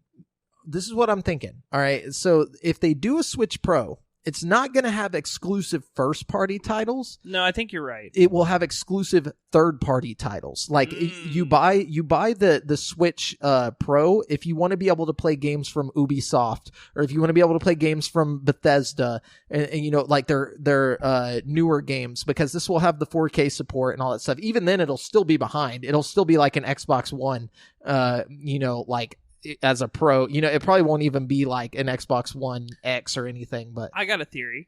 What if they release the Switch Pro, but then as an attempt to like not make it like exclusive, they sell like an expansion pass type thing you can put in your normal Switch that like gives it a power boost, or like a processor box or something. That would be like, that's unprecedented. Like, I just don't see them doing that. I mean, there was the expansion pack for the N64, but that was like back whenever, consoles were made like Legos, like I feel, like it was a box that like had all these inserts. Like the Switch is a handheld, like portable system. There's nowhere for you to just like stick something It'd have to be in the dock, and even then, that would only work when it's docked. So, yeah, I think you're right. It's not going to have... I don't think it's going to be exclusive, but I think there is a way that, like, with the Xbox One X and the PS4 Pro, that you could patch, games to look better if you had the Pro system. You know what I mean? Yeah, that's what I'm saying. So I think that's probably more likely. I just don't think like the current Switch. I think after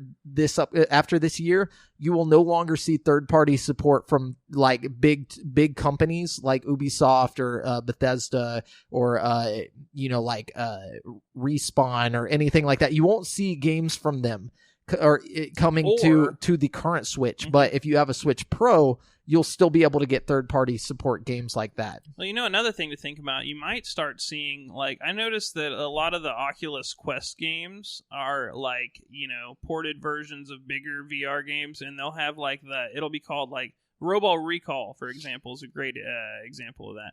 Like, they have the Oculus version, but then the Quest version is called Robo Recall Untethered or whatever. Yeah. So it's like a slightly, different game all around, but still kind of has the same, like, essence of the game. I think we're going to... But that's what they did on the Wii, and it was trash. It was all shovelware. True.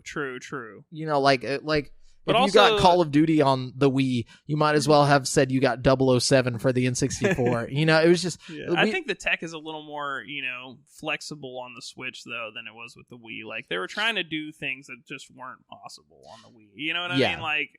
No, and I agree, but I don't see them... I don't see third-party companies being like, let's develop for the Switch, because right now it's easy for them to make like even Bethesda doing Doom, like the new Doom game straight to the Switch, like they're not even doing it straight to the Switch because it takes them time. So like they're going to put it out for the PS4, the PS5, and I mean the PS4, the Xbox One, and PC all on the same day, but we're not getting the Switch one until who knows when. So like even right now it's a nuisance for them to develop for the Switch because of how like much less power it has. So once they're developing games for next gen, there's just no fucking way. Like, there's no possible way you're going to get Godfall on your, like something like Godfall or Halo Infinite. Now okay, hold on. This part is what I was thinking. So since they're going to be releasing this Pro, like presumably they're going to be releasing this Pro, what if the 4K support and the increased power isn't to offer like third party, so it's for the third party support exclusives and stuff. I know where you're going with this. Game Pass. Like, what if it's moreover than that, more realistic than that, xCloud. You know what I mean? Yeah, not just Game Pass, but the cloud streaming for sure service. I think because we already know Switch is capable of streaming, games like Resident Evil 7 in Japan. Yeah. I mean, Assassin's Creed Odyssey. We know it can do it. Well, the only reason they were able to do that is because of the servers that they have set up in Japan. So like, but those were specifically for those titles. I mean, Microsoft will be running the servers for this, so I think it would be possible, if they allow the infrastructure to be put on their system. Well, I'm just saying that maybe the focus, I mean, while it might incorporate Microsoft, maybe they're going to focus on some kind of streaming thing. It might not necessarily be an Xbox thing, you know what I mean? But maybe that's the future here, I could see that. Yeah, I think we're going to see a collusion of sorts with Microsoft and Switch. I think that's what's going to end up happening is Nintendo and Microsoft are going to buddy up. I really think that's the only way Switch can survive this, is if they have some kind of third-party support. That's what's been keeping the Switch alive is all of the games you can get on the eShop and all of the games that aren't, though the first party titles are doing really well. Yeah, they don't hurt. They don't hurt. You still have to have third party support nowadays. Absolutely, yeah. And also, I was going to say if they are going to release a new or like Switch Pro this year, they need to have a roadmap or like a lineup of amazing first party titles for the next couple of years. They need to come out and be like, yeah, so here's the Switch Pro, and just so you know, we're going to be releasing Breath of the Wild 2, on like launch day. Well, that Toto guy predicted it'll come with a first party system seller game, quote unquote. Yeah, so it would need to be Zelda, like something with the likes of Zelda. So I'm going to say Breath of the Wild 2. You need a promise of a new 3D Mario game, whether that's a remake of like Mario Sunshine or like something like that, or a remake of Mario 64 would be the best thing to do because most people love that game. Or a remake of Mario 64 DS, because that would be like a lot of people. I think that kind of flew under a lot of people's radars when it came out. Yeah, it was dope. Well, a remake of Mario 64, like they can add some of the features from the DS one, but also give it Switch features. Just make it a whole new game almost, but like with the same, feel. We need a Donkey Kong, we need a Metroid, we need all of these things promised and a little bit shown off. You know what I'm saying? Yeah. I think one thing we need to think about if Nintendo is going to survive the next wave of generation consoles is we need to keep the online infrastructure like cheap and interesting. Like I like Absolutely. these Super Nintendo games. I think it would be a smart play around the holiday season to drop N64 or maybe even GameCube games. You know Both. what I mean? Like Both. we need N64 next. Yeah. And like it should be very soon after that we get GameCube. We haven't seen any like Super Nintendo game drops. Like it's like they were like, oh yeah, here's the Super Nintendo for the, the online part of the Switch or whatever, but we got the initial like drop of games which were great. But we haven't gotten any updates. Like they were like, oh yeah, we're not going to have our consistent updates. But I didn't think it was going to be like a year later. And they're like, we still haven't seen anything. Like what the fuck is going on? Yeah, I'm with you. I'm with you on that for sure. And I think another thing, I think this is when they're going to have to pull out those big guns with the Pokemon game that everybody wants. Like everybody... I'm not saying this is a bad Pokemon game. I'm not, because it's great. But it's not the game that people were expecting. What if that's the game they drop with the fucking...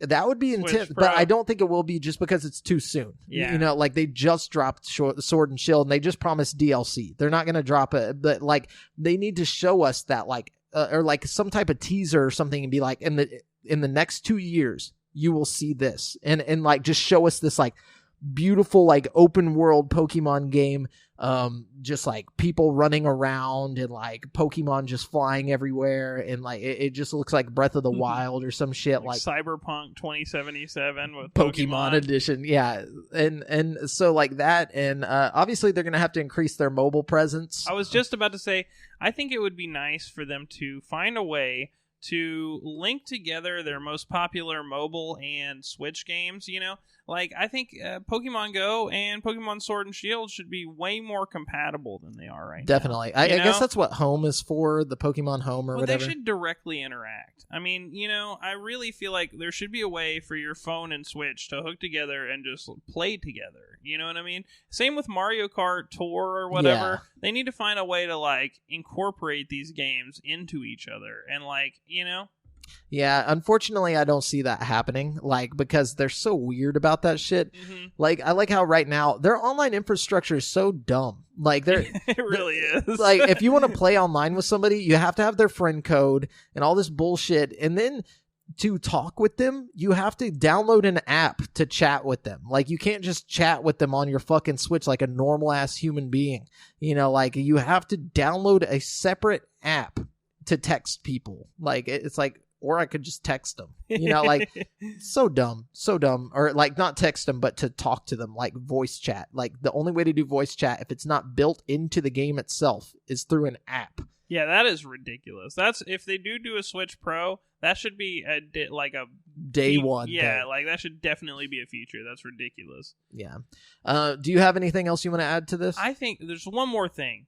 And this is kind of out there, I know, and this is one of those things that actually probably won't happen this year, but it could happen, you know what I mean?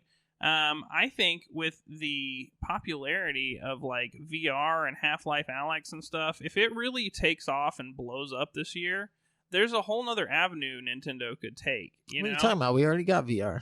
We got the cardboard cutouts. The Labo VR, I do think it's interesting because it shows that Nintendo isn't entirely like, fuck VR, you know what I mean? But at the same time, it probably didn't perform very well, so I doubt they'll steer, in that direction. But, if VR does take off, Nintendo could make their own, like, standalone headset like the Quest with, like, all Nintendo properties and stuff, and, like, that would be fucking sweet. You know what I mean? It would be. Yeah, I don't see that happening, but I like... I think it would be good because it would set the Switch apart in a whole new way. You know, it's like, okay, you also, and they could put their own Nintendo charm on it, you know, make it something besides being cardboard. So, and I'm not talking about something you put your Switch in. No. I mean, like you wear it. Yeah, I'm talking about like a whole new console from Nintendo. Yeah. Like, that's like its own thing, like the Quest. You know what I mean? Because as it stands, in my opinion, the Quest is like a one of a kind. Just not having the wires and stuff. If they need a real competitor to the Quest, that's not gonna happen, dude. Nintendo's not known for power. They're not gonna figure that out. Like, no, but the Quest isn't very powerful. To be honest with you, it's powered by a no. But I'm saying Switch isn't even, or Nintendo's not even gonna attempt that type of power. No, I'm just saying they could. You know, if they're looking for a new avenue to go down, especially in today's day and age, where it's like, okay, we can't just release this console right now. We can't do this. We got to stay relevant. You know what I mean? I just feel like it's an option. Yeah. It might not be the best option right now, but in about a year or two, when everybody's fucking with VR, it might be a different story. You know what I mean? Yeah, we'll see. I just, you know, I feel like we talked on all the possibilities of Switch's next gen, you know, like what it's going to look like. And I think, you know, we've covered pretty much all the ground. You know, I don't think there's anything that we missed. If we did, you know, let us know in the comments, like if there was something that you think we should have mentioned or like something that we just completely forgot about. Anyway, so that's it for this week's topic of the show. We're going to jump on over to the People's Champ. I believe we have some on Instagram as well, Brent. I'm going to take a look over there. Yeah, okay, so we got a couple questions on Insta. You want to look at those.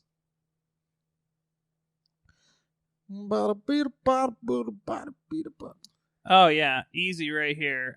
So let's give it to Jared Lisenby on Instagram. He said, what's the most underrated Zelda game? Do you guys have a favorite game for the Game Boy Advance? You know, actually, 2 questions in one with the same answer. For me, Zelda and the Minish Cap is not only one of my favorite games for Game Boy Advance, maybe my favorite game for Game Boy Advance, tied up with like Fire Emblem probably, but it's so underrated, dude. It's one of the most overlooked fucking Zelda games. It's so good. It's like everything about it is just fantastic. I don't know. If you haven't played Minish Cap, it's and you like Zelda, it's one of those you really got to go play. Yeah, for sure.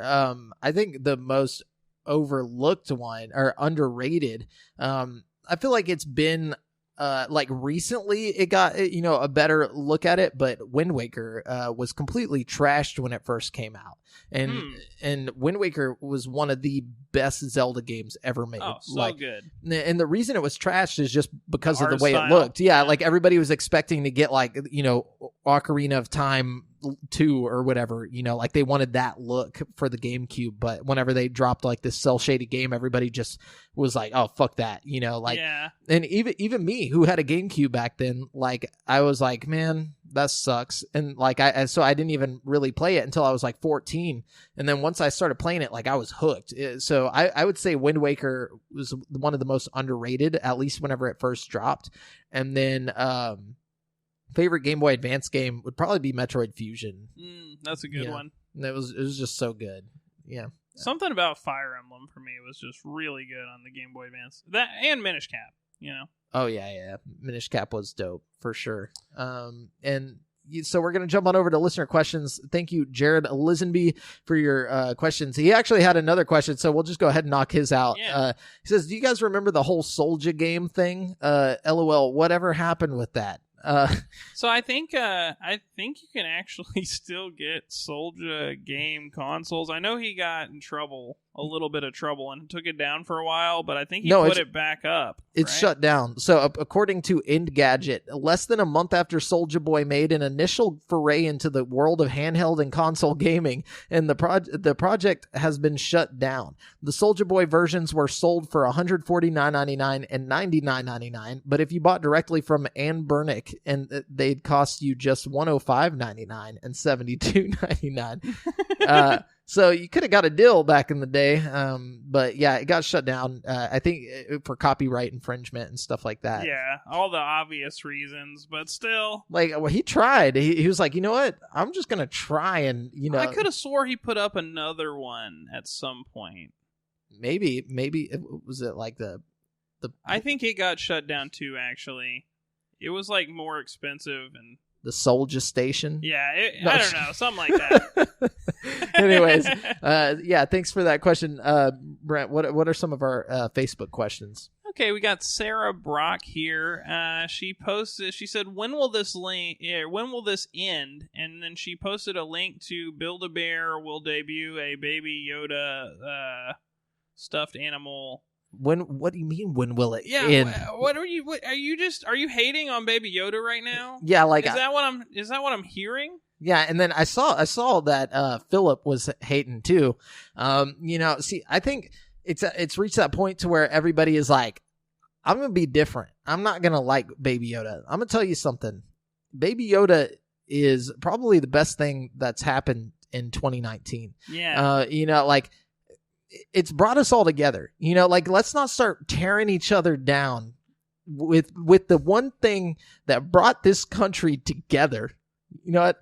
I'm just saying, if you don't like Baby Yoda, I hope a stormtrooper punches you right in the stomach, dude. Oh, dude, that's intense. Yeah. I don't know if I can wish that on anyone. Right in the gut.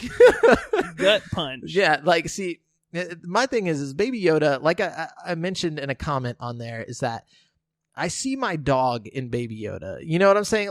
Because he doesn't talk and he's just so adorable, I just projected my feelings for my dog onto Baby Yoda. Yeah. I just want to protect him. I just want to cuddle him and, just be like, oh, he's so cute. So once he starts talking and stuff, I probably won't care anymore. It's just the fact that I get to imagine what he talks like. I get to put this on him. Oh, I like that. Yeah. Anyways.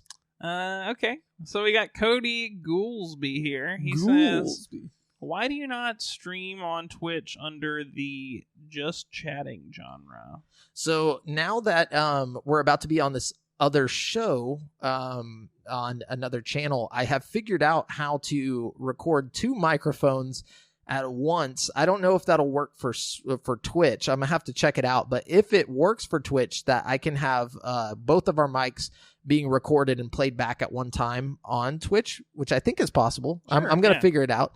Then we might start doing that, because and the main reason we weren't is because my internet speed was so bad. But I just increased my internet speed to 50 megabytes. So I can now stream, which is a thing. I'm probably going to start streaming games as well, either on Mixer or Twitch, and then we might start live streaming the show as we record it, with a webcam. It might be less quality video during the stream, but we'll still upload the better quality version to YouTube. So I'll let you guys know in the next couple weeks how that's going to go. But yeah, thanks for that question, Cody. Yes, thank you, Cody. Now we have Chad McLean here. Shitty. He says, how excited are you for the new systems? Also, if you had a vagina and boobs for a day, what would you do? I'd use them. Yeah. Oh, okay. First of all, I'm very excited about the new systems, Chad. And if I had, yeah, me too. If I had a vagina, obviously I would masturbate all day. What do you think? What the fuck kind of question is that? Yeah. You have to test ride it. Yeah, you have to see how it goes. I mean, what else are you gonna do? Fucking go give birth or something? There's not a lot. I mean, I might try that. I mean, who knows? That'd suck if you had a vagina for one day and it just happened to be you got had pregnant? A period or something. Oh, no. I thought you have a period. I was like, oh, you just get pregnant from the 90 guys you fuck trying out your vagina. Trying it out. and then it disappears the next day, but you're still pregnant. So somehow that baby has to come out. A C-section. Yeah, C-section for sure. It's it's your only option, really. Comes out the butthole. That's how anatomy works. Yep. Thanks, Chad. Yeah, thanks for that wonderful question. Lovely. We've got Denver Darnell here. He says, "What a dope name." I know you sound like you could be anything, like a superhero. Yeah, superhero, a fucking Major League Baseball player, a fucking anything. Like it's kind of like two first names. It's really cool. Yeah, Denver Darnell. I like that. I like that. Yeah, Double D.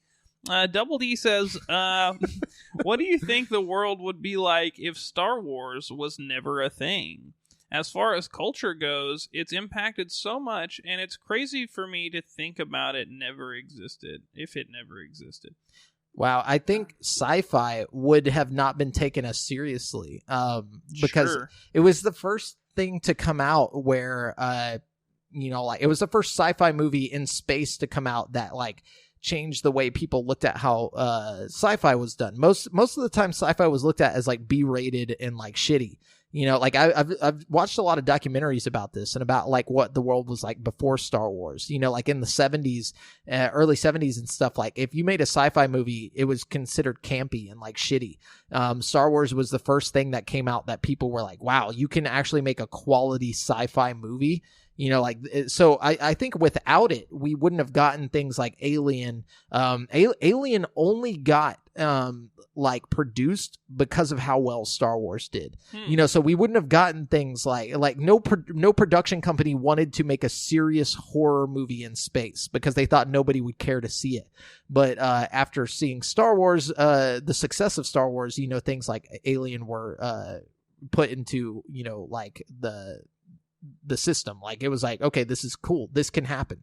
So I think it would be a lot different, or at least it would have been a lot different for a while. I don't think we would have seen the boom of space and sci-fi movies for a while. I don't think we would have seen lightsabers either. Or Jedi in general. I think that's a very unique concept. Like the idea of like force powers and stuff, all that translates to different like mediums. You can tell it inspired so many different like movies and shows and stuff, that aren't directly Star Wars related, Yeah. And I also don't think you would have seen as many like universes created where like people go in. It's not just a movie, it's a part to an overall expanding universe, like in books and games and all this stuff. It's like Star Wars is just this one, like the movies are just a tiny piece of media in this giant galaxy of media.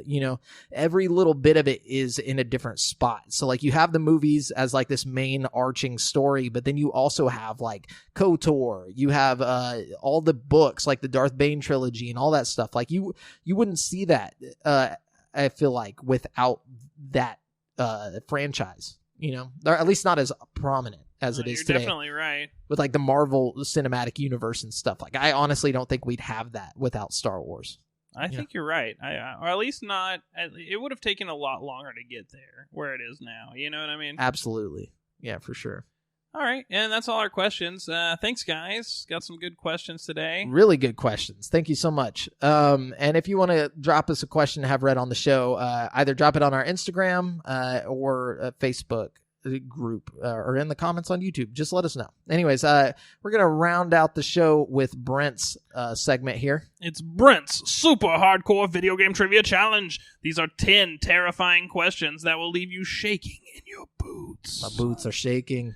This week's topic is Nintendo GameCube. You must not know me. So I did 10 questions this week, but they're true or false questions. Ooh, okay. I like that. That makes it tough. Yeah, we're mixing it up. So question number 1, and these are going to be hard. So, okay, all right, bring it on. Think about how they're worded and stuff. Okay. The GameCube was the first Nintendo system not to use game cartridges for their games. The GameCube was the first system to not use cartridges. Nintendo system. Does that include unreleased systems in the U.S.? No.